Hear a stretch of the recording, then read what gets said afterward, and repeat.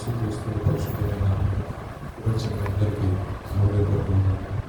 ముఖ్యంగా ఈ అవకాశం ఇచ్చిన స్థానిక దైవజనుల సంఘాలకు కోరుకుంటున్నాను. పరిశుద్ధ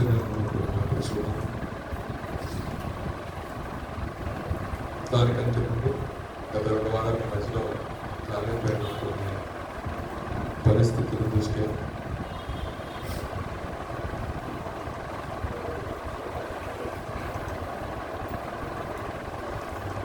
సో నేను అడిగే మాట ఏంటంటే అంత ముందు 2 వారాల క్రితం ఎంతమంది వచ్చారో తెలియదు, కానీ కొన్ని లేఖనాలు మనం జ్ఞాపకం చూస్తున్నాం. ఎంతమంది ఆన్లైన్ ప్రేయర్ అవ్వచ్చు, దేని గురించి అంటే రెగ్యులర్గా లెంత్ స్టార్ట్ అయ్యమనుకుంటున్నాను, రెగ్యులర్గా వస్తున్నారు. ఏమి సరే ఒకసారి ఇంకెంత ఒకసారి ఆలోచించండి. ప్రతి సమయం లేదు, కొద్దిపాటి సమయం ఉంది. ఒక 10 నుండి 20 నిమిషాలు కొంచెం వాక్య ధ్యానం చేసుకుందాం. వాక్యం చెప్పడానికి ముందు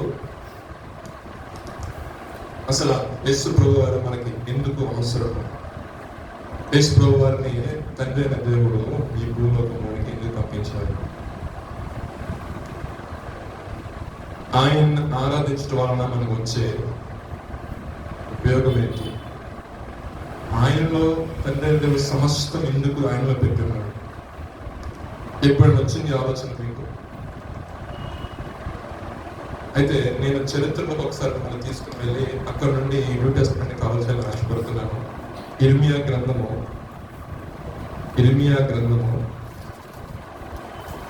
32వ అధ్యాయము 26వ వాక్యం.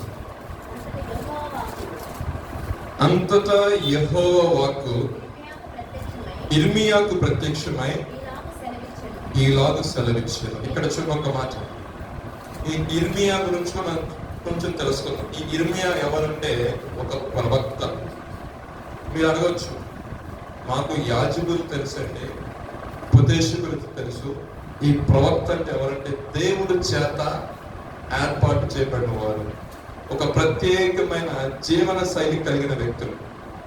అంటే లోకంలో కలిసిపోకుండా, అంటే లోకం అనగా తన బంధువులో కానీ ఎవరికి కలిసిపోకుండా, అంటే లోకము వెంబడి కొంతమంది కొన్ని ఆచారాలు కాకుండా అడ్డులకు కలిసిపోకుండా దేవుని కొరకు నాజీలు చేయబడిన వ్యక్తులు. అంటే బాల్యము నుండే దేవుని చేత పిలువబడి, దేవుని చేత ఏర్పాటు చేయబడి, దేవుని యొక్క వాక్కు అలా ప్రత్యక్షమైనప్పుడు ఆ వాక్ని తీసుకువెళ్ళి సర్వ సమాజానికి ప్రకటించేవారు. దేవునికి స్తోత్రాలు.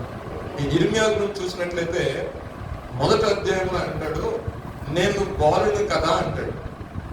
అయినా సరే బాలుడైనా సరే పిలిచిన నేను ఏం చేస్తానంటే కట్టుటకు, కులుచుటకు, పడద్రోయుటకు, నాటుటకు యెహోవానకు నేను ఈ దినమున జనములకు ప్రవక్తగా నేను నిన్ను నియమించున్నాను. ఎందుకని మార్చున్నా అంటే బైబిల్ గ్రంథము ఇంతవరకు అలా చదువుకుని వెళ్ళిపోయేవాడు. ఒకళ్ళకు ప్రతి పాయింట్ చెప్పాలి, సాతాను జరుడు పెడతాడు. మన దగ్గర విషయం లేకపోయింది అనుకోండి, తలమమ్మ వేసుకోవాల్సి వస్తుంది. దేవుడికి స్తోత్రాలు, హల్లెలూయా. నేను అందుకని అసలు ఇర్మియా ఎవరు, ఆయనకున్న పిలుపు ఎటువంటిది, ఆయనతో దేవుడు మాట్లాడుతున్నాడు. ఆయన మాట్లాడే శైలి చూడండి. ప్రభుత్వం నా మాట ఏమంటారు సార్, ఇప్పుడు చదవడానికి అర్థమైంది. ప్రవక్త అంటే ఎవరు అర్థమైంది, ఇప్పుడు ఇర్మియా అంటే ఎవరు అర్థమైంది. ఇప్పుడు ఇర్మియాతో దేవుడు ఏర్పరుచున్నాడు కాబట్టి దేవుడు వచ్చి యథాముఖిగా ఆయనతో ఒక మాట మాట్లాడుతున్నాడు. ఇప్పుడు చదవండి. ఇర్మియాకు ప్రత్యక్షమై ఇలాగును సెలవిచ్చాను, నేను యెహోవాను. అండర్లైన్ చేసుకోండి, యెహోవాను నా మాటకి ఉన్నవాడును అనువాడును. ఏమాటండి? ఉన్నవాడును అనువాడు. నేను చెప్పట్లేదు, అది బైబిల్ గ్రంథంలో ఉన్న మాట. మోషే మరి నీకు ఏమని పిలవాలి అంటే, నేను ఉన్నవాడిని అనువాడిని. నా పేరు రాజా అండి. రాజాకి ఇంకా తిరిగి మీరు కొడితే చాలా వస్తాయి, రాజపుత్రుడు అని అంటారు కదా. కానీ ఏమైనా పిలుస్తారు ఫైనల్గా? రాజా వర్ధన ఉన్నది అనుకోండి, బద్దెలు ఎక్కువ చేయవాడు, షార్ట్ కట్ వర్ధన. ఆశిష్యులు ఉందనుకోండి, ఆశీర్వచనం కలిగిన వాడు, ఆశీర్వబడిన వాడు తెలియదు. మీకు అర్థమవుతుందా? అంటే యెహోవా అనే మాటకు అర్థం ఏంటంటే నేను ఉన్నవాడు అనువాడు, సర్వంతర్యామి, సర్వము కలిగి చేసిన వాడు, దేవుడికి స్తోత్రం, సర్వ సృష్టికర్త. ఇక నానార్థాలను చూస్తే నానార్థాలు సాంస్కృతిక ఇంకా వస్తూ ఉంటాయి. బైబుల్ ఏమైనా వచ్చిందంటే యెహోవా అని వచ్చింది. ఇంగ్లీష్లో వెళ్ళేసరికి యెహోవా, హిందీకి వెళ్ళేసరికి పరమేశ్వర్ అని డైరెక్ట్ చెప్తాడు ఒక మాట. మలయాళంలో వెళ్ళేసి ఇంకొక లాంగ్వేజ్, తమిళకి వెళ్ళేసరికి ఆ వర్డ్ అని మాత్రం కానీ అర్థం ఏమొస్తుంది, నేను ఉన్నవాడిని అనువాడు. అర్థం తెలిస్తే చాలు. మరి ఆరాధిస్తున్న దేవుడు ఎట్లుంటాడంటే ఆయన ఉన్నవాడు అనువాడు. ఆయన సెమిస్టర్ మార్చుకోండి, చదవండి. నేను ఒక జాతికే కానీ ఒక సమాజానికే కానీ లేదా ఒక వంశీయులకు మాత్రమే కాదు, సర్వ శరీరులకు నేను దేవుడను. చదవండి. నాకు అసాధ్యమైనట్టు ఎర్ర సముద్రాన్ని పాయలుగా చేయవాడును, యోర్దాన్ని ఏకరాశికి నింపువాడును, ఆకాశం నుండి మన్నాను కురిపించేవాడును. ఇంకా చెప్పండి, నా బాహు ఏమైనా కొరచయిందా అన్నాడు మోషేతో. నా ప్రజలకు నేను ఆహారం పెట్టలేనా, నేను పిలిచిన వాళ్ళని పోషించలేనా, అంత చేతకాని వాళ్ళని కనపడుతున్నానా, నువ్వేం నెక్స్ట్ చెప్పేది? వాళ్ళు ఏమడుగుతున్నారు? ఆహారం అడుగుతున్నారు కదా. అంటే నాకు అసాధ్యమైందంటూ ఏమైనా ఉంటుందా? ఆయనకు అసాధ్యమైందంటూ ఏ విషయంలో కూడా ఏది లేదు. విషయం మనం గమనించాలి. బైబిల్ చెప్తున్న మాట ఏంటంటే, నా యుద్ధకు వచ్చేవాడు ఫస్ట్ తెలుసుకున్న విషయం అంటే నేను ఉన్నవాడు. నీకేం తెలియాలి? ఒక మనిషి దగ్గరికి నేను వెళ్తున్నాం, సహాయం కొరకు వెళ్తున్నాం, ఒక మాట మాట్లాడి వెళ్తున్నాం అంటే ఆ మనిషి ఉన్నాడంటే వెళ్తాం, లేకపోతే గాలిలో మాట్లాడతాం. మనం జస్ట్ ఇమాజిన్ వర్సెల్ఫ్. సో మీకే మీరు ఆలోచించాలి, ఉంటేనే కదా మనం మాట్లాడేది. ఇప్పుడు ఈ రాత్రికాల సమయం ముందు మనం ఎంత వచ్చాము దేవుడు ఆలోచించాలి. ఎందుకని వచ్చాము? ఆయన సన్నిధికి వెళ్ళాలి, ఆయన సన్నిధిని మేము మనం అనుభవించాలని. ఆయన సన్నిధిలో సమస్తం సర్వ సమృద్ధి ఉంది. ఈ స్థలం ముందు చేయబడుతున్న ప్రార్థన వింటారని అన్నాడు. సొలొమోను టైంలో చెప్పి ఆడొచ్చు, అది సొలొమోను దేవాలయం గురించి కదా అన్నాడు. కానీ ఆత్మ సంబంధమైన దేవాలయం, సంఘంలో కూడుకొని ఆరాధించినప్పుడు, ఇద్దరు ముగ్గురుగా కూడుకొని ఆరాధించినప్పుడు వారి మధ్యలోకి ఆయన వస్తాడంట. దేవుడికి స్తోత్రం, హల్లెలూయా. ఆయనకి అసాధ్యమైనట్టు ఏది కూడా లేదు. అయితే ఆయన చెప్తున్న మాట ఏంటంటే, ఆయన ఒక విషయాన్ని ఇర్మియాకు చెప్తున్నాడు. ఏంటంటే, ఈ ఇశ్రాయేలు వారును ఆ అధ్యాయం ఇంటిలో చదువుతాడు. ఇశ్రాయేలు వారును యోధా వారు కలిసి ఏం చేశారంటే, నేను ఏదైతే కట్టడలను ఏదైతే విధులను వీళ్ళకి నేర్పించి ఉన్నానో ఆ కట్టడలను ఆ విధులను వీళ్ళకి తొందరలో వచ్చేసారు. ఎవడో ఫాలో అవ్వట్లేదు. ఫాలో అవుకోగా యెరూషలేము అని నా పేరు పెట్టబడి ఈ పట్టణం చూసారా, ఈ పట్టణాన్ని మొత్తం వీళ్ళు ఏం చేశారంటే పవిత్రపాటు చేశారు. అంత మాత్రమే కాకుండా ఒక నేను ఇవ్వని ఆజ్ఞ 35 వచ్చిన చూడండి, నేను ఇవ్వని ఆజ్ఞ వాళ్ళు చేసిన ఏంటంటే, తమ కుమారులలో ప్రధానమైన కుమారులను తీసుకుని వెళ్ళి బయలులకు ప్రతిష్ఠ చేశారు. దేవుడు మనకి ఇచ్చిన ఆజ్ఞలో కానీ కట్టడంలో కానీ ఎక్కడో కూడా అలా చేయమని లేదు. వీళ్ళందరూ ఇలా చేసేసారు. వీరిలో ఏమి లేదంటే ఏక మనసు లేదు. ఎవరికి తోచిన వాడు చేసుకుంటూ పోతున్నారు. దేవుడు చెప్తున్నాడు. ఆ యొక్క సందర్భాన్ని దేవాదేవుడు ఇర్మియాకు చెప్తున్నాడు. సో ఇవన్నీ చేస్తారు కాబట్టి ఇప్పుడు దాకా నేను ఓపిక పెట్టాను, ఎక్కడైనా సరి చేసుకుంటానంటే ఆ సరి చేసుకుని పోగా వీళ్ళు ఇష్టానుసారం వీళ్ళు జీవిస్తున్నారు. కాబట్టి ఈ పట్టణం ఏమవుతుందంటే, రాబోయే కాలంలో కల్దీల చేతులకి, బబులోను చేతులు వెళ్ళిపోతుంది. ఏదైతే నా పేరు పెట్టిన తర్వాత వీళ్ళు చాలా పైకి ఏం చేస్తున్నారంటే, నా పేరు పెట్టబడిన జనంగా ఉన్నారు, కానీ వీళ్ళు లోపల చేసే క్రియలు మొత్తం కూడా అన్నిలు కూడా ఆ రకంగా చేసినటువంటి నీచమైన కార్యాలు చేస్తున్నారు. కాబట్టి వీళ్ళందరూ కూడా ఒకసారి చెరకు వెళ్ళిపోతారు. ఎవరైనా సరి చేసుకుంటే మటుకి వాడు రక్షించబడతారు. ఈ విషయం చెప్పేశాను.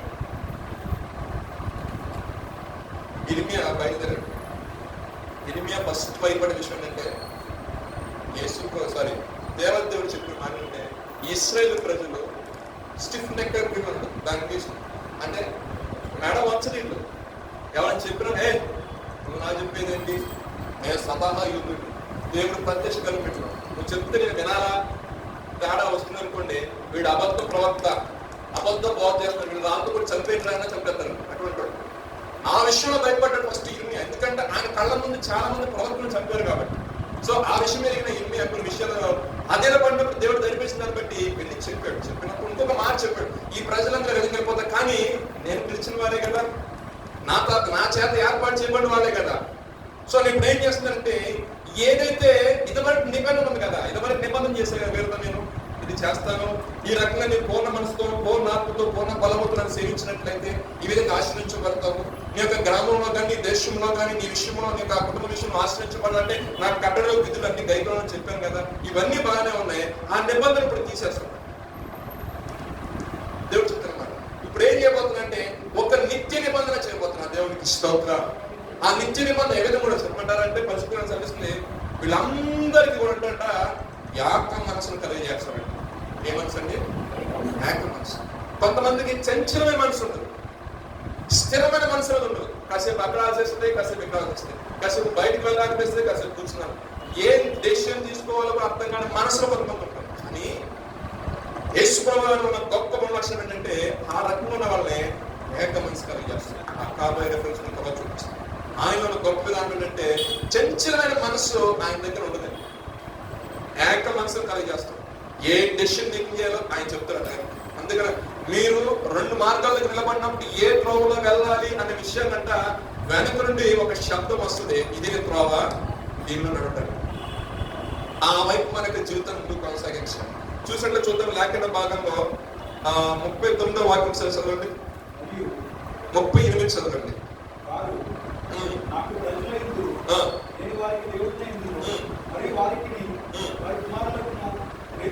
37వ వాక్యం చదువుతుంది కదా. ఇదిగో నాకు కలిగిన కోపద్రేకము చేతను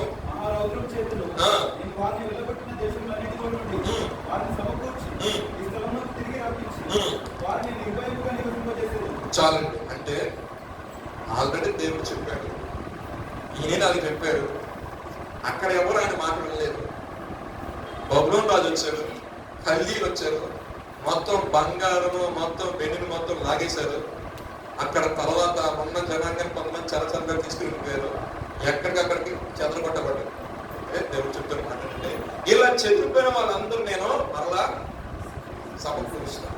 అసలు ఇలా చెదిరిపడగల మెయిన్ కారణం ఏంటి? ఏక మనసు లేదు. రెండు రకాల జనాంగం ఉన్నారు అనుకోండి. మూడో వాడు ఆ రెండు రకాల జనాంగం మీద దాడి చేయాలి అంటే మీకు తెలిసే ఒక మాట చెప్పండి. వీళ్ళిద్దరు ఉంటే మూడో వాడు జ్వరపడతాడా? భార్య భర్తల మధ్యన మూడో వ్యక్తి జ్వరపడాలంటే భార్య భర్తల ఇద్దరి మధ్యన గ్యాప్ ఉంటే మూడో వాడు ప్రవేశిస్తాడు.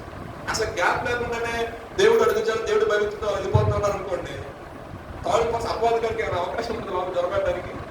లేదంటే ఏమన్నా ఇబ్బంది పెట్టే వాళ్ళు ఏమన్నా నానా రకాల మాట చెప్పడం త్వరపడే అవకాశం ఉందా? లేదు. ఇంకా వాళ్ళకి మంచి అండర్స్టాండింగ్ ఉందో ఫ్లోర్ అర్థం కాదు. కానీ ఇక్కడికి వచ్చేసరికి ఏం జరిగిందంటే, నేను ఒక డౌట్ అడుగుకుంటాను మిమ్మల్ని. నాకు చిన్న ప్రశ్న, అసలు యోధ వారు ఎవరు, ఇస్రాయేల్ వారు ఎవరు? మీరు ఎప్పటి నుంచి భక్తి చేస్తున్నారు కదా, మీరు బయట అడుగుతారండి. మీ దాంట్లో యోధ వారు ఉన్నారు, కాసేపు ఇస్రాయేల్ అంటారు. అసలు యోధ వాళ్ళు ఎవరు, ఇస్రాయేల్ వారు ఎవరు? యాజ్ ఏ టీచర్గా నాకు ఆ బాధ్యత మీకు చెప్పాలి. కాబట్టి ఉపదేశంగా నాకు బాధ్యత చెప్పాలి. మీకు తెలిస్తే చెప్పండి, నేను కూడా నేర్చుకుంటాను. అసలు యోధ వారు ఎవరు, ఇస్రాయేల్ వారు ఎవరు? ఇస్రాయేల్ ఎక్కడి నుంచి వచ్చారు చెప్పండి. ఏం కాదు, మనమే ఉన్నాం. ఏం కాదు చెప్పండి, మీకు తెలిసి చెప్పండి.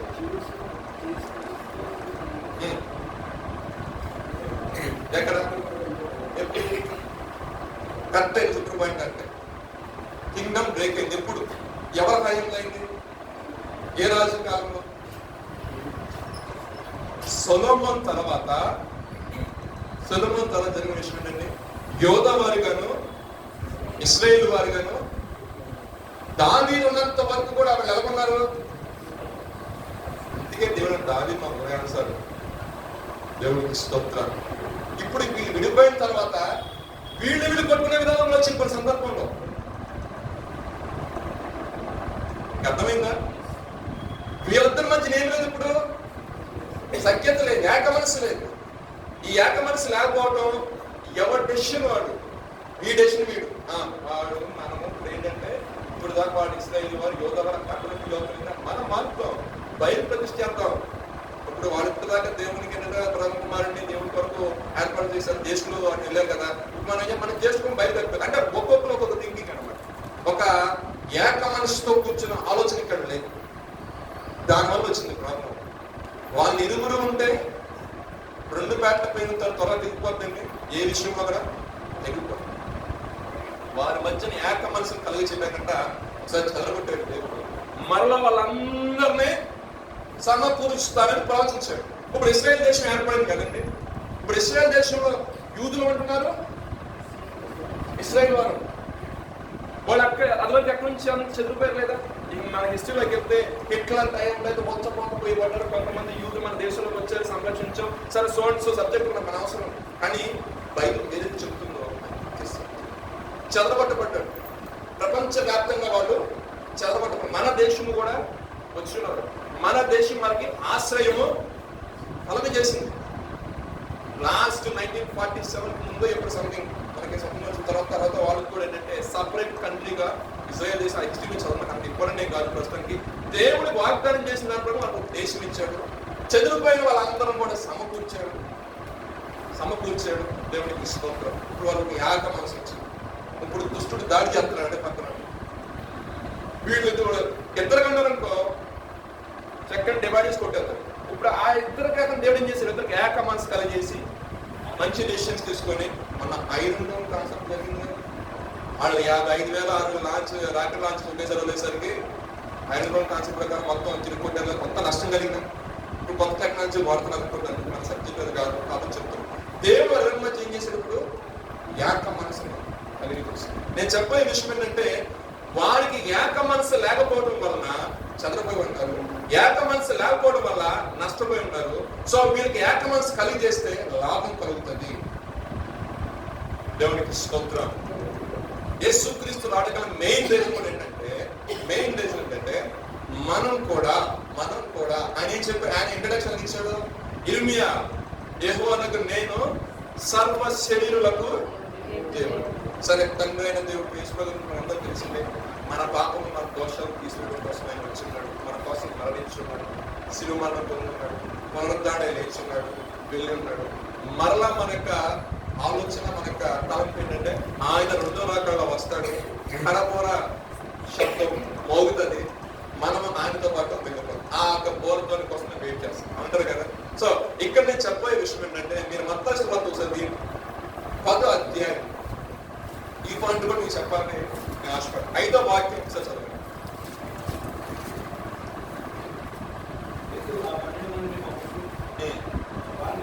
వారిని చూచి చాలా జాగ్రత్తగా అర్థం చేసుకుని వారిని చూచి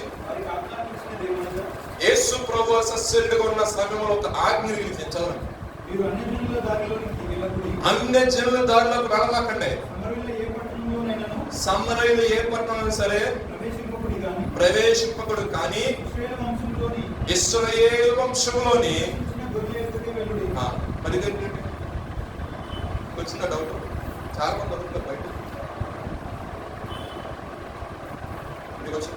అంటే ఆయన మన దేవుడు కాదు, ఇసుకోగలరు మనకు కాదు. 12 మంది శిష్యులు పిలిచిన కాన్సెప్ట్ వేరు, అపోస్తలులు పౌలును పిలిచిన కాన్సెప్ట్ వేరు. దేవునికి స్తోత్రం. అర్థమైందా? వీళ్ళు 12 గోత్రాలు ఇశ్రాయేలు వంశంలో గోత్రం అందరూ ప్రకటించిన 12 మంది శిష్యులు తీసుకొచ్చాడు. ప్రపంచంలో క్రీస్తుని ఎరగని జనులకు సువార్త ప్రకటించడానికి ఆయన దివ్యమైన ప్రత్యక్షతను ఇచ్చి దమస్కు మార్గంలో క్రైస్తవులు తీసుకున్న వ్యక్తి దగ్గరికి వెళ్ళి ఆయన మాట్లాడి ఆ ప్రత్యక్షను తీసుకొని అన్ని జనుల సువార్త ప్రకటించడానికి అపోస్తలుడు పౌలు దేవుడు ఆలోచించుకున్నాడు. గత వీక్ లాస్ట్ ఆలంపూర్లో చెప్పిన సబ్జెక్ట్ కూడా అంతే. ఇశ్రాయేలుతో సహపౌరులు కాకుండా ఉన్నాము. ఒకప్పుడు మనం దూరస్తులుగా ఉన్నాము, దేవుని దూరస్తులుగా ఉన్నాము. కానీ ఇప్పుడైతే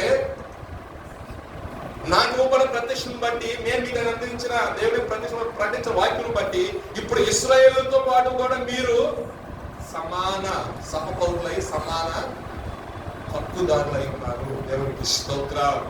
హల్లెలూయా. దేవునిలో ఏ భేదము లేదండి. ఆయనకు ఒక ప్రణాళిక ఉంది. వాళ్ళు ఆ ప్రత్యక్షత కొరకు, వాళ్ళు ఆయన కొరకు ఎదురు చూసిన మొదటి జనాన్ని. మీకు అర్థమైంది? ఇక్కడికి వచ్చేసరికి వాళ్ళు ప్రకటించుకుంటూ వెళ్ళిపోయారు. పేతురు వరకు వచ్చేసారు. మొత్తం కొంతమంది యేసుప్రభు ఉన్న దినాల్లో కూడా సువార్త ప్రకటించబడింది. కొంతమందికి ఏక మనస్సు లేదు. యేసుప్రభు గారు వీళ్ళు వెళ్ళారు, చెప్పారు, అనేక మంది కార్యాలు చేశారు, అద్భుతాలు చేశారు, అయిపోయింది. యేసుప్రభు గారు ఎప్పుడైతే సిలువేయబడి సమాధి చేయబడి ఉన్నారో మొత్తం ఆ ఆపోజిట్ అయిపోయింది. ఎవరి వృత్తికి వాళ్ళు వెళ్ళిపోయారు, ఎవరు పని చేసుకుని వాళ్ళు వెళ్ళిపోయారు. వాళ్ళు ఏక మనసు అంటారు. ఆయన లేచిన తర్వాత ఆయన తండ్రి అంతకు వెళ్ళడానికి ముందు అందరూ కూర్చొని మాట్లాడుకుంటే వారి మధ్యకి వచ్చారు. దేవునికి స్తోత్రం. ఆ మధ్యలో ఆ కుటుంబాలు లేదు. అక్కడ వచ్చినప్పుడు మీకు సమాధానం కలుగులుగా కనడా అన్నాడు. అందరికంటే పెద్ద పేతురు గారు సకలేదు. అసలు ఆయన అసలు సందర్భం లేదు. ఆయన వెళ్ళిపోయాడు, శుభ్రంగా వెళ్ళిపోయి మరలా చేప పట్టుకుంటాడు. ఆయన దేవుడు చెప్పిన మాట ఏంటంటే, నేను 3వ దినమున ఖచ్చితంగా అరే ఆయనతో తిరిగావు, ఆయనతో తిన్నావు, ఆయన ఎక్కడ కూర్చున్నాడు, ఆయన ఉపదేశాలు మొత్తం విన్నావు, పెద్దవాడైన నీవు. దేవుడు ఏం చేశాడంటే ఫస్ట్ ఆయన మనసును కుదిరిపరిచాడు. తర్వాత వెళ్ళిపోయిన అందరూ వచ్చారు. వాళ్ళందరికీ దేవుడు పరిశుద్ధాత్మ ఏం చేశాడంటే, ఈ పరిశుద్ధాత్మ ఎప్పుడైతే వాళ్ళ మీద ఊదాడు దేవుడు, వెంటనే వాళ్ళందరికీ ఏమైపోయిందండి, ఏక మనసు వచ్చింది. ఏక మనసు. కుటుంబంలో 10 మంది ఉన్న సమాధానం కలగాలంటే సమాధానకర్త దేవుడు ఆ కుటుంబంలో దిగి రావాలి. ఆయన రావాలంటే ఒక్కరనే సరే, కుటుంబంలో ఒక్కరనే సరే ఆయన గురించి ఆసక్తి కలిగి ఉండాలి, ఆయన విషయంలో ప్రార్థించేవారుగా ఉండాలి, ఆయనతో పెరుగులాడేవారుగా ఉండాలి. ఒకరు చూసి ఒకరు చూడండి, చిన్న నుప్పురాబు ఏం చేస్తాడండి, అడిగినే తగలబెట్టేస్తాడు. అర్థమైంది కదా. దేవుడు మనల్ని ఏదో ఇలా చూస్ చేసుకోవాలా, ఇలా ఎవరికైనా చూస్ చేసుకోవాలా. మీరు ఆలోచించండి, గొప్ప ప్రణాళిక కలిగి ఉంటుంది దేవుడు పట్ల. ఇది అల్లా తప్పగా ఏదో సరదా కూర్చున్నట్టు. ఈ ప్రత్యక్షత దేవుడు మనకు అనుగ్రహించున్నాడు. ఈ ప్రత్యక్షత అనేక మందికి రేపు రాబోయే దినంలో కలగబోతుంది. కానీ కృప ఏంటంటే మనకు ముందుగా నిర్మించున్నాడు. పరిశుద్ధంగా సర్విస్తుంది. ఆయన సన్నిధిలో కంట నువ్వు ఆత్మ కూడా అక్కడ అంత అనుజనులు అందరూ వస్తున్నారు. ఆ ప్రవచనం నెరవేర్చిపోయి దినాన్ని కొంచెం పరిశీలించి ఉంటాయి, కొంచెం ఉంటాయి, కొంచెం ఉంటాయి. మన మధ్యన చంద్రవాడ గ్రామంలో జరిగిన చర్చ విషయంలో కొంచెం వెబ్సైట్ ఇవ్వడం బ్యాడ్ అవసరం ఏదైనప్పటికీ అక్కడ చిన్న ఒక ప్రతికూల పరిస్థితి ఏర్పడింది. నాకు 2 రోజులు బాగా నుంచి ప్రార్థన చేస్తాను. నా ప్రభుత్వంలో ఉండాలి నవ్వేలాగా ఇతర శైలి ఇంకా భయంకరంగా. తర్వాత 2 రోజుల తర్వాత మళ్ళా 4 మందిరాలు నాకు తెలిసిన 4 మందిర కన్స్ట్రక్షన్ జరుగుతుంది. ఇక్కడ 2 మందిరాలు ఇబ్బంది పడింది, అక్కడ 4 మందిరాలు దేవుడి పరిచయం ఆపడానికి అయిపోతుంది. దేవుడికి స్తోత్రం. నేను చెప్పే విషయం ఏంటంటే, చాలా మంది అడుగుతున్నారు, ఇశ్రాయేలు వంశంలో నశించిపోతున్న వారి ఎంతగా దేవుడు వచ్చాడు కదా, మరి మీరెందుకు యేసుక్రీస్తుని ఆరాధిస్తున్నారంటే, ఆయన అన్ని జనుల కొరకు ప్రత్యక్ష ఇవ్వడానికి ఒక వ్యక్తిని ఆయన నియమించుకున్నాడు. ఆయన ద్వారానే సమస్తాన్ని నడిపించాడు. దేవుడికి స్తోత్రం. ఆయన ఏమై ఉన్నాడో ఆయన విషయం తెలియడానికి ఫస్ట్ ఆయన ఏర్పాటు ఎలా చెప్పమంటారా, ఆయన ఏర్పడిన అన్ని చోట్ల ఫస్ట్ కావాల్సింది ఏదో సూచితులు జరగాలి, అద్భుతం జరగాలి ఎప్పుడైనా సరే. లేదంటే దాని గురించి క్షుణ్ణంగా చెప్పే వ్యక్తే కావాలి. అపోస్తలుడైన పౌలు గారు మీరు చూసినట్లయితే, తన యొక్క పాత జీవితం చూసినట్లయితే, గమనీయుల పాదాల దగ్గర ఉన్నత విద్యను అభ్యసించిన గొప్ప వ్యక్తి, ధర్మశాస్త్రాన్ని కులంకషంగా ఎరిగిన వ్యక్తి. పౌలు కూడా ఇబ్బందికరమైన పరిస్థితులు వచ్చాయి. క్రీస్తుని ప్రకటిస్తున్నావు నువ్వు అన్న జుడాయిజం కదా. ఇప్పుడున్న మాట చెప్తున్నా, ఇశ్రాయేల్ ఫాలో అవుతుంది జుడాయిజం కాబట్టి, ఈ అంటే మోషే ధర్మశాస్త్రం ఫాలో అవుతున్నా, నువ్వు ఎందుకు చెప్తున్నావు అంటే, అప్పుడు ఆయన కూడా చెప్పాడు ఏంటంటే, అరే బాబు దాని మూలంగా మనము నీతి మంత్రులుగా తీర్చబడ్డా కొత్తదైన ప్రత్యక్ష దేవుడు ఇచ్చాడు. ఏకైక కుమారుడు యేసుక్రీస్తు వారిని అనుగ్రహించి ఆయన రోమా పత్రిక 10వ అధ్యాయం 8వ వాక్యం చదవండి. రోమా 10:8 చక్కని మాట చెప్పాడు ఆయన. 10:8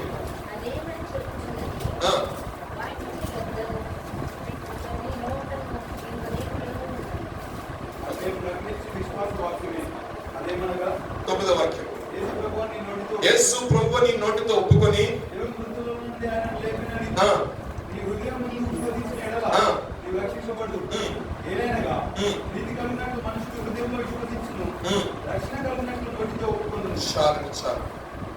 ఈ మాట చెప్పగల కారణం ఏంటంటే, యేసు ప్రభువు నీ నోటితో ఒప్పుకొని దేవుడు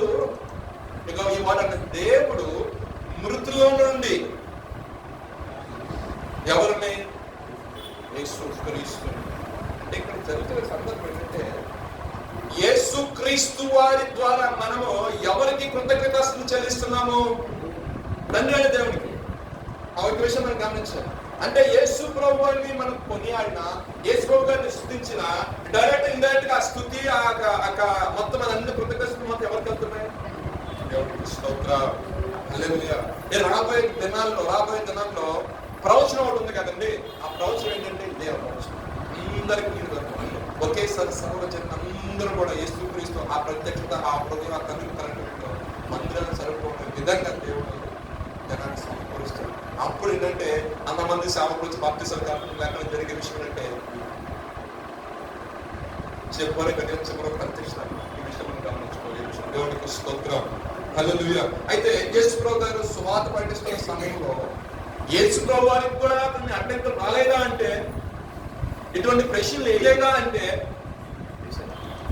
చిన్న ఒక ఎగ్జాంపుల్ చూపిస్తాను. మత్తయి సువార్త 22వ అధ్యాయం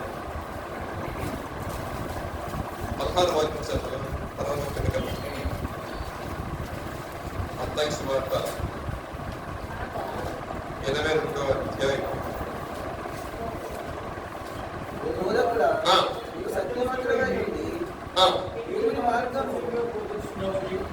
చూడండి, అది వచ్చి మాట్లాడే వర్షం చూడండి. బోధకుడా, ఎవరా మాట చెప్పేది?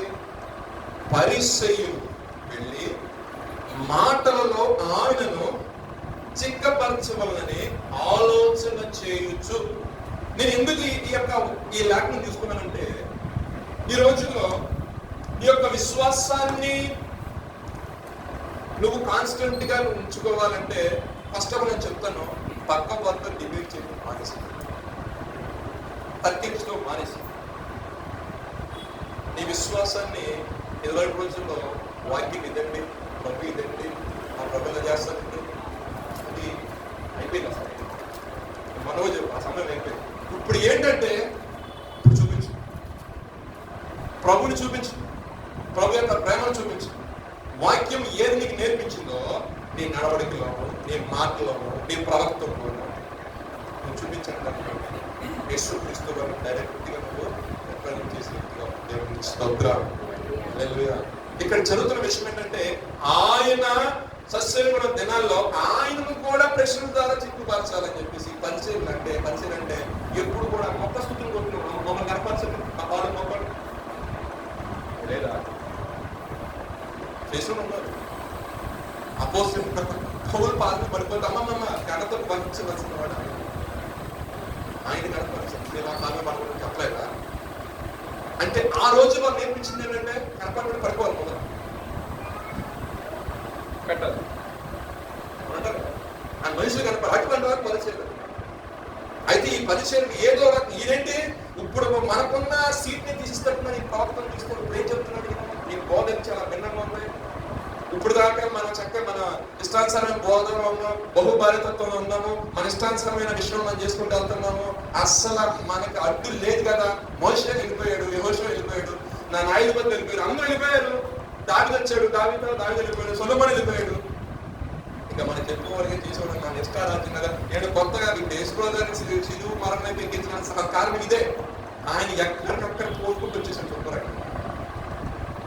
నువ్వు నీలోనే పాపం పెట్టు, పక్కన వెళ్ళి చెప్తావా? నువ్వు సర్దేశం నీ కట్టుకో దూరం తీసుకొని ఇటువంటి మాట్లాడగలను బలిలా పడిచినట్టు ఆయన అనేకమైన ప్రశ్నలు వేశారు. దాంట్లో ప్రశ్న చూడండి, ఒక మాట చదవండి. బోధకుడు మన ఆయన చెప్పారు ఫస్ట్ ఇలాగ ఒక స్థుతి చేయడం అలవాటు కదా. నువ్వు సత్యవంతుడని మంచిగా బోధ చేస్తున్న విషయం కూడా తెలుసు. ఇంకో విషయం చెప్పినా, అసలు నీ మొహమే లేదయా, మొహమే కొట్టినట్టు మాట్లాడతారు, వాస్తవం చెప్తారు. అర్థవుతున్నా? వాళ్ళు ప్రభుత్వం మాట్లాడుతున్న సందర్భం, నువ్వు మొహమాటం లేకుండా బోధించే వ్యక్తి అని చదువుకుంటాండి.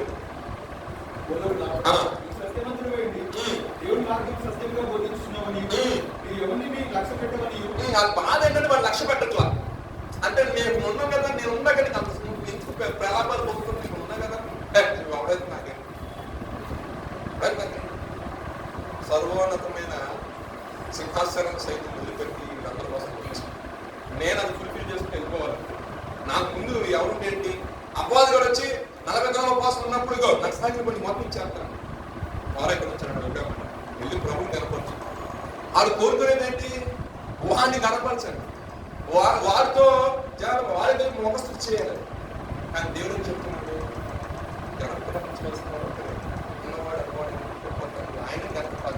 దేవునికి స్తోత్రం. కింద చదువుకుంటారండి.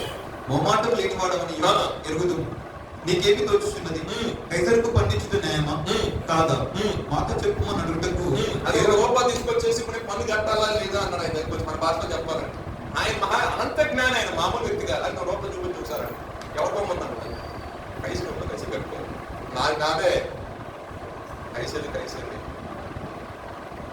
సంయోజకమైన జ్ఞానము చాలా సాతాను కనుకుంటే సులువుగా సిక్కులు పెట్టారు పాపం. మనకు ప్రశ్న వేస్తారు, ఆ ప్రశ్న మనం కొట్టుకులాడుతూ ఉంటాం, విశ్వాసంలో నుండి సన్నగిలిపోతాం. ఆ దినాలు వచ్చాయి. అబద్ధ బోధకులు, అబద్ధ ప్రవక్తలు అందరూ ఇదే. బైబిల్ నుంచి తీసుకొస్తారు, బైబిల్ నుంచి ప్రశ్న వేస్తారు. మనం ఉంది కదా, ఇది కదా, అది కదా, ఇలాగ జరిగింది అలాగే జరిగిన లోపల మన విశ్వాసంలో సన్నగిలిపోతాం. అందుకంటాడు మూర్ఖమైన తర్కములను వివాదములను చేయకుండా మీరు ఎల్లప్పుడూ కూడా సకల కొరకు పరిశుద్ధుల కొరకు, సేవకుల కొరకు, నీ కుటుంబం కొరకు, నీ యొక్క పరిశుద్ధతల నుండి సంపూర్ణతకు వెళ్ళే దాని కొరకు ప్రార్థన చేయాలి. దేవునికి స్తోత్రం. హల్లెలూయా. కిందగా చదువుకుంటూ వస్తే 23లో క్వశ్చన్ వేసారు. మళ్ళీ ఫస్ట్ పరిశీలన అయిపోయారు. పరిశీలన చెప్పుతూ కూడా చెప్పాడు సమాధానం. నెక్స్ట్ సర్దుదేవి బ్యాచ్ చదవండి. బ్యాచ్ ఈయనేమంటాడు యేసురావు గారు? ఆయన ఏమంటారంటే పునరుద్ధానం ఉంది అంటున్నాడు ఆయన. వీళ్ళు ఏమంటారంటే పునరుద్ధానం లేదనే బ్యాచ్ ఇది. మీరు అర్థం చనిపోయి ప్రభు గారు ఆలస్యం భక్తి చేసి మనం చనిపోయారు. ఆయన రాకతో వచ్చినప్పుడు ఆయన ఏమన్నాడు? సమాధి కావడం తీసుకుని తరాన్ని 400 రకాల డౌట్లు వస్తాయి. ఒకరు పన్నం కాలుస్తారు కదండి, పన్నం పైకి లేదు, యాక్సిడెంట్ అయిపోతుంది, పేరుపోతే మన పరిస్థితి ఏంటండి, కేవలం సమాజం చేసిన వాళ్ళు ఏంటో పరిస్థితి, ఇవన్నీ వస్తాయి. మీకు గారు వరకు నెక్స్ట్ మెసేజ్ అని చెప్తారు. విషయం ఏంటంటే వాక్యం వెళ్దాం ముందుగా. ఆయన ఏమన్నాడు? వృద్ధులు పునరుద్ధానం ఉంటాయి. ఇప్పుడు ఆయన ఏం చెప్తున్నాడంటే పునరుద్ధానం ఉందని చెప్తున్నాడు. కానీ సర్దుకాయలు ఏంటి? పునరుద్ధానం లేదు. కానీ ఆయన దగ్గరికి వచ్చి ప్రశ్న చదవండి. ఒకడు పిల్లలు లేక చనిపోయాడు. ఒకడు పిల్లల లేక చనిపోయాడయ్యా. అతని సహోదరుడు అతని భార్యను పెళ్లి చేసుకుని తన సహోదరునికి సంతానం కలిగజేయవలని చెప్పారు. మాలో 7 సహోదరులు ఉండేది. మొదటి వాడు పెళ్లి చేసుకుని చదువుకుడు 1, 2, 3, 4 ఆ కడపడు 7 చచ్చాడండి. చచ్చిన తర్వాత మృతుల పునరుద్ధానం చెప్తున్నావు కదా, మృతుల పునరుద్ధానం చెప్తున్నావు కదా, మరి మృతుల పునరుద్ధానం లేచిన తర్వాత ఈవిడ ఎవరికి భార్యగా ఉంది? పాయింట్ అంతేగా. దానికి యేసుప్రభు గారు బాగా చెప్పారు. చూడండి, భూలోకం ఉన్నప్పుడు బంధాలు అడుగు దేవుడు అంతా దేవుడికి స్తోత్రం. హల్లెలూయా. బైబిల్ ఏది కూడా వక్రీకరించండి. బైబిల్ కూడా అక్కడికి వచ్చిన తర్వాత వారి అందరము అక్కడ ఉంటాం. కానీ ఒకటే పనిలో ఉంటాం. ఏం పని? ఆయన మంచి పరిచయం. అక్కడ పెళ్లిళ్ళు ఇవ్వడం, నా భార్య, నా కొడుకు, నా కూతురు ఏముండదు. కానీ దేవుడు ఇచ్చిన కృప ఏంటంటే దేవుడికి స్తోత్రం. హల్లెలూయా. ఆయన చెప్పుకుంటూ వచ్చి ఎందుకని మాట చెప్తాంటే యేసుప్రభు గారు ఆ విషయం వీళ్ళు ఏం చెప్తున్నారు తెలుసా? ఇండైరెక్ట్ గా మోషన్ పక్క వచ్చారు. చూసారు అక్కడ మోషన్ తీసుకొచ్చారు. అంత బాగా తీసుకొచ్చారు. మోసే చెప్పాడు కదా, మరి మోసే చెప్పాడు కాబట్టి మీ ఇష్టానుసారం జ్ఞాపకాలని చెప్పారు. ఏమొచ్చింది? నేను వచ్చింది మామూలు ఇష్టానుసారం చేసుకుని వెళ్తున్నా కాబట్టి నేను అన్నింటినీ ఖండించడానికి మీ అందరికీ ఏకమనసు కలిగజేసి ఆ పరిశుద్ధమైన తీసుకురావడానికి నేను వచ్చాను.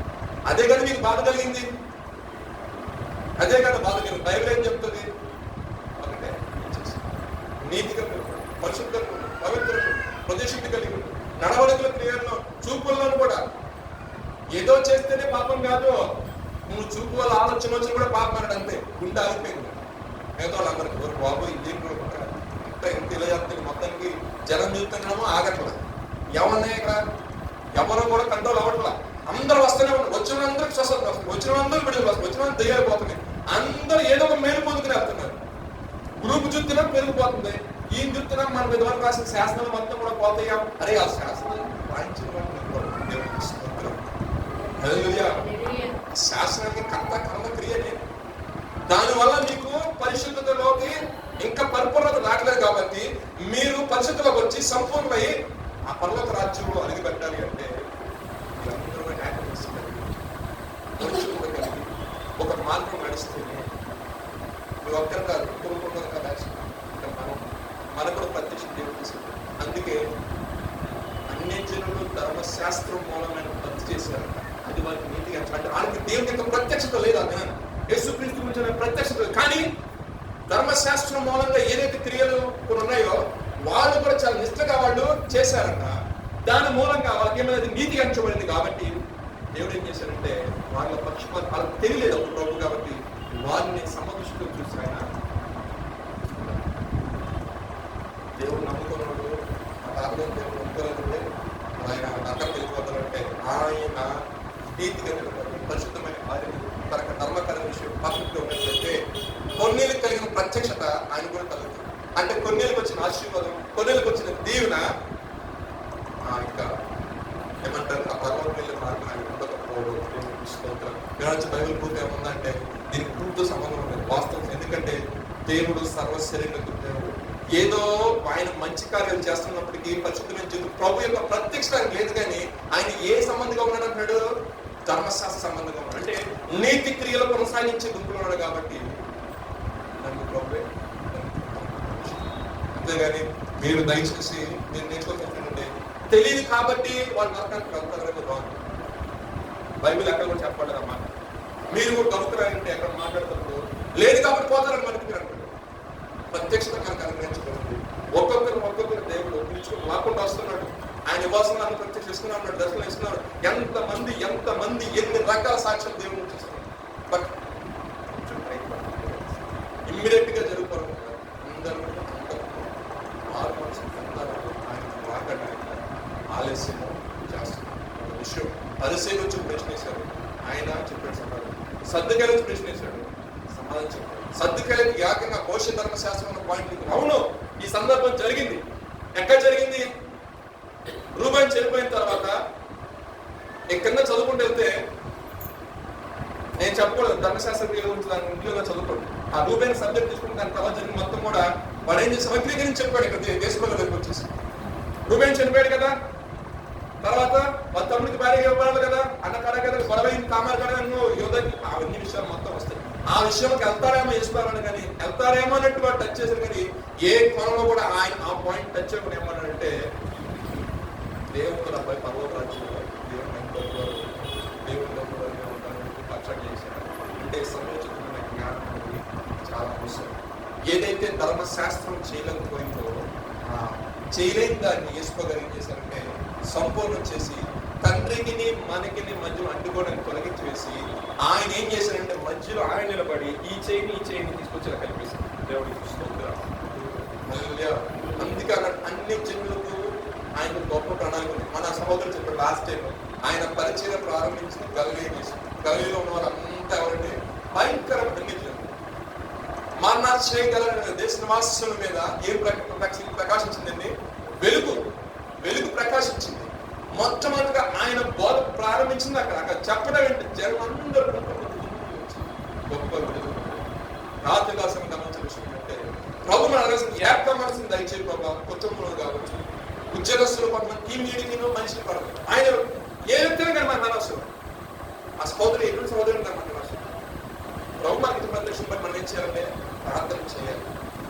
ప్రభావ మన సంకేతం సమాధానం పరిచిన దేవుడుగా సమాధానం. కుటుంబంలో సమస్య చంపేస్తున్నప్పుడు ఏం చేయాలంటే మరలా నువ్వే మాట్లాడించాలి.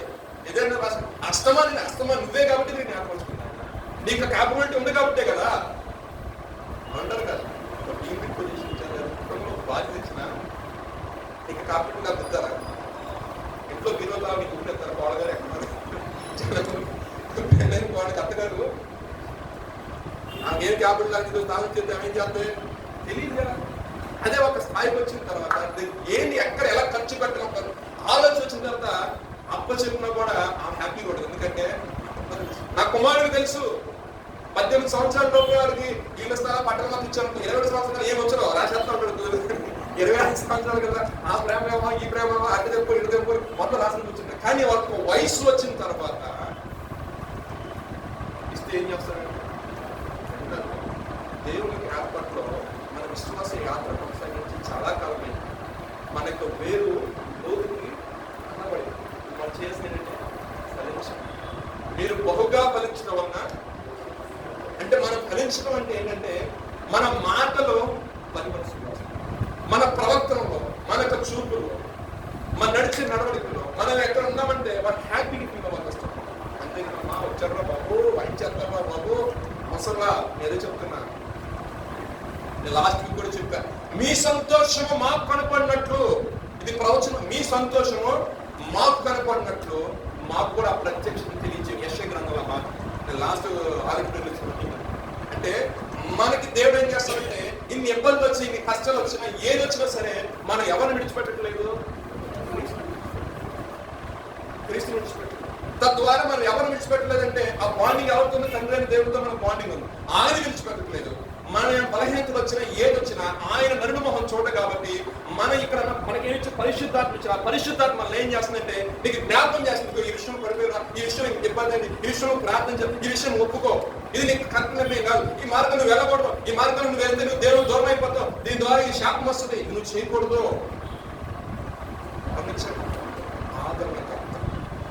ఆదరించండి, కుంగిపోయినప్పుడు, బాధ ఉన్నప్పుడు, దుఃఖం ఉన్నప్పుడు, రక్త సముద్రులే కానీ, బంధువులే కానీ ఎప్పుడు మన సహాయం ఉన్నప్పుడు ఆయన దిగుతాడు.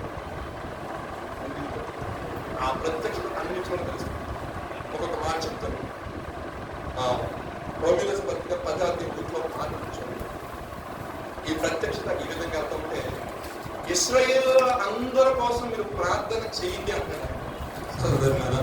ఇశ్రాయేలీయులు రక్షణ పొందవలనని నా హృదయాభిలాషయం వారి విషయమై నేను దేవునికి చేయు ప్రార్థన అయి ఉన్నవి. వారు దేవుని యొక్క ఆసక్తి గలవారని వారిని గురించి సాక్ష్యం ఇస్తున్నాను. అయినను వారి ఆసక్తి జ్ఞానానుసారమైనది కాదు.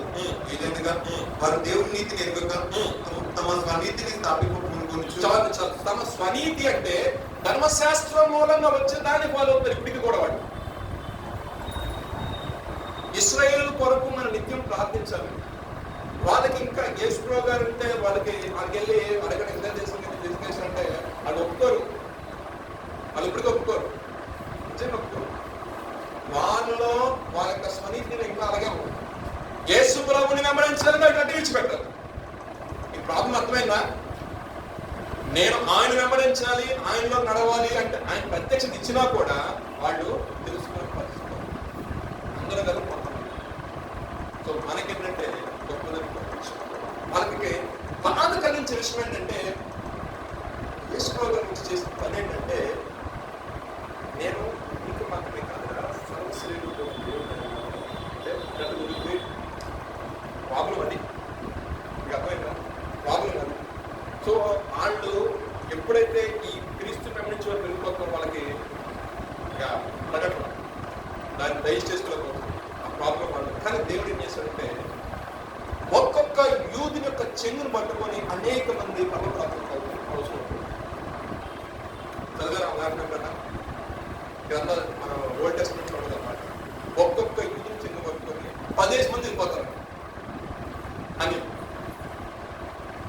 ఆ విషయాన్ని కొంచెం మీ ఫ్రీ టైంలో ఉన్నప్పుడు దాన్ని అనాలిసిస్ చేయండి. ఏంటి, ఏ సందర్భంలో రాశారు అన్నమాట.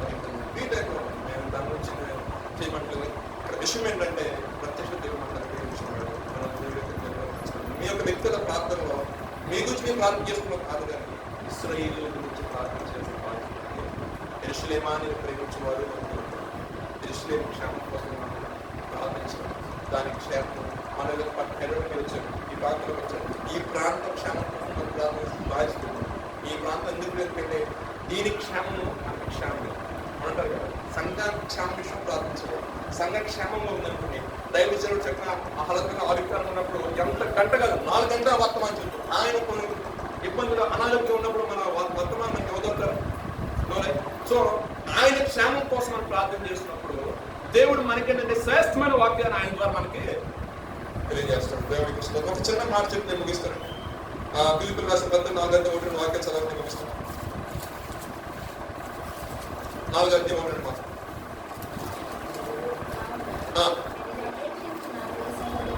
కావున అపేక్ష నా ప్రియ సహోదరులారా, నా ఆనందమును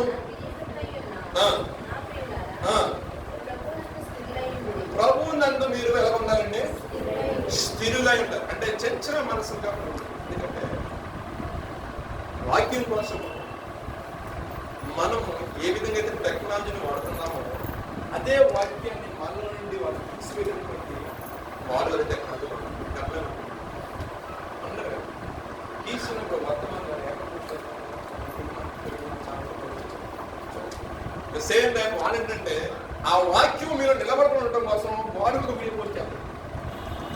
నీకు క్వశ్చన్ మార్క్ నువ్వేంటంటే నువ్వు చేయాల్సిన పని ఎక్కువ సమయం దాన్ని కాకుండా ఒకటే గుర్తుపెట్టుకోవాలి, పిలిచిన వాడు నమ్మదగిన వాడు, పిలిచిన వాడు నడిపించిన సమర్థుడు, పిలిచిన వారికి తెలిసిన అవసరం ఉంది, పిలిచిన వారికి తెలిసిన ఎక్కడ తీసుకోవాలి. దేవుడు తీసుకొద్దురాలు మనుషుల నుంచి సహాయం చెప్తున్నట్టే అర్థం రాజు నమ్ముకోండి, అదుపులు నమ్ముకోండి, ఎవరిని ఆశ్రయించుకుంటారు, ఎవరిని ఆశ్రయించుకుంటారు. ఎందుకంటే వాళ్ళు ప్రాక్టికల్గా చూసేవారు ముఖ్యంగా చదువుతారు. ప్రభు నందు ఏక మనస్సు గలవారే యుండుడని చదవండి. యువదేను సుండేకును పద్మడుచున్నాను. అవును, నిజమైన సహకారి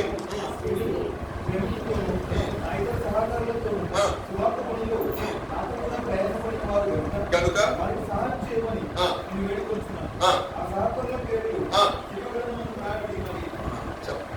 చెప్పని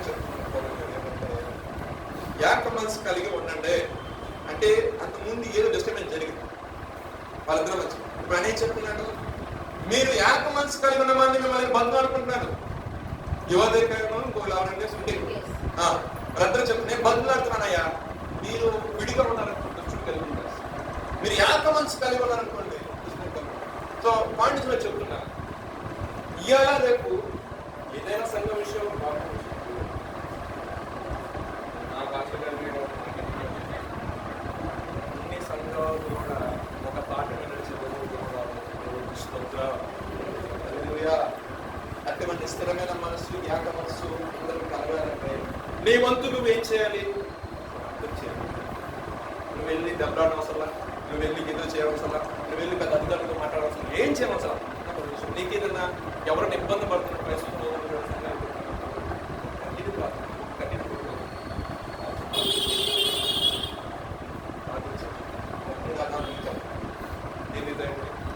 అగ్నిఫలాలు వస్తాయి. నీకు తెలియకుండానే ఆవరిస్తున్న కృప కార్యం జరిగించేవాడు దేవుడు. నీ కుటుంబ పరిస్థితుల్లో కావచ్చు, అక్కడ కావచ్చు, ఏదైనా ఇబ్బంది కలుగుతుంది సంఘం ఆందోళన చదవడం కాదు, కానీ ఉన్న సమయంలో పక్కకు వెళ్ళి ఏదైనా రాజ్యాలనే దేవుడు కలుగుతాడు. దేవుడు ఉన్నతమైన వాడు, కార్యం జరిగించేవాడు. చివరి మాట 6వ అధ్యాయము ఎఫెసీయుల పత్రిక 6వ అధ్యాయం దాని చివరి మాట ముగించేస్తాను. 18వ వాక్యం. ఆత్మ వలన ప్రతి సమయమందును ప్రతి విధమైన ప్రార్థనను విజ్ఞాపన చేయొచ్చు, ఆ విషయమై సమస్త పరిశుద్ధుల నిమిత్తము పూర్ణమైన పట్టుదలతో విజ్ఞాపన చేయొచ్చు, వెలుగుగా ఉండు. మరియు నేనే నిమిత్తమైన రాయబారిన సంఖ్యలో ఉన్నాను. ఆ సువార్త మర్మము ధైర్యంగా తెలియజేయుటకు నేను మాట్లాడా గుర్తించినప్పుడు చూడండి. ఆత్మ మూలంగా ప్రతి సమయం అంటే నీకు చేయాలని మనసు వస్తాయి, కానీ ఆత్మ ఏం చేస్తాను, లీడ్ చేస్తారు. దానికి సమయం ఇచ్చేది శరీరం అదే కొడతాం. ఒక్కరు దానికి చెప్తే దేవుడిని అందరూ నీకు ఇప్పుడు ఉదయాన్నే ప్రతి వ్యక్తి తెలుసు 4:30-5 ప్రాంతం ప్రతి ఒక్క మనుషులు ప్రతి ఒక్కరు మీకు వస్తారు. కొంతమంది ఏం చేస్తారంటే భక్తి వారికి బట్టి వాళ్ళు భక్తి చేసుకుంటారు, కొంతమంది యోగా చేసుకుంటారు, మెడిటేషన్ చేసుకుంటారు, కొంతమంది ప్రార్థన చేసుకుంటారు. కానీ తర్కమని కాదు, తట్టినప్పుడు లేచి ప్రార్థించండి. ఆ ప్రార్థన ప్రతి ఖచ్చితంగా ఇక్కడ చూడండి. ప్రతి విధమైన ప్రార్థనను విజ్ఞాపన చేయొచ్చు, ఆ విషయమై సమస్త పరిశుద్ధుల నిమిత్తము పూర్ణమైన పట్టుదలతో విజ్ఞాపన చేయొచ్చు, మెలకువగా. ఇది కొంచెం ఇబ్బందికరమైన విషయమే, బట్ ఆటోమేటిక్ మనకు అలవాటైపోతే ఏం కాదు. మనం ప్రయత్నం చేశామంటే మీకు కలిసి ప్రార్థన చేస్తుంది, కార్యం జరిగిస్తుంది. దేవుడు